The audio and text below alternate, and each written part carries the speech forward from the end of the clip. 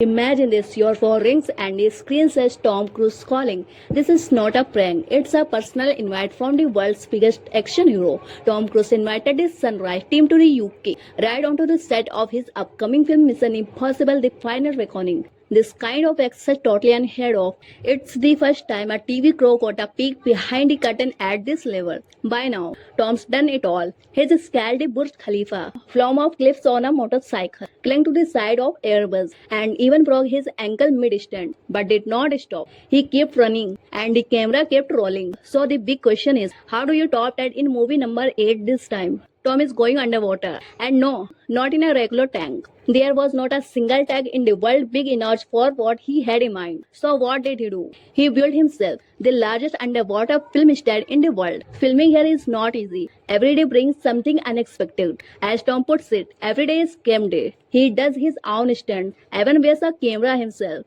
just to give audiences a real first-person action experience. One of the wildest spots on set, the torpedo tube, where Tom lay at a 30-degree angle, being blasted with high-pressure water. No CGI, no green screen, just raw real action. The filming did not just take place in the UK. The mission spans across Malta, Norway, South Africa, spent 2 years in the making. Land it's reportedly Tom's most expensive and most dangerous film yet. Behind the massive production is another key name, writer and director, Christopher McQuarrie, Tom's longtime creative partner. Together, they obsess over every scene, every line, every camera moment. They have delivered some of the biggest blockbusters on the past decade. And they are not done yet. For Tom, it's not just about action, it's about performance. He says if something feels off, stop the shoot. Safety comes first, then comes cinema. And now, on May 23, the film hits theater. When you walk out of the theater, he says, I want you to say, that was an incredible movie. And let's not forget, when theaters were empty post-COVID and movies were flopping left and right,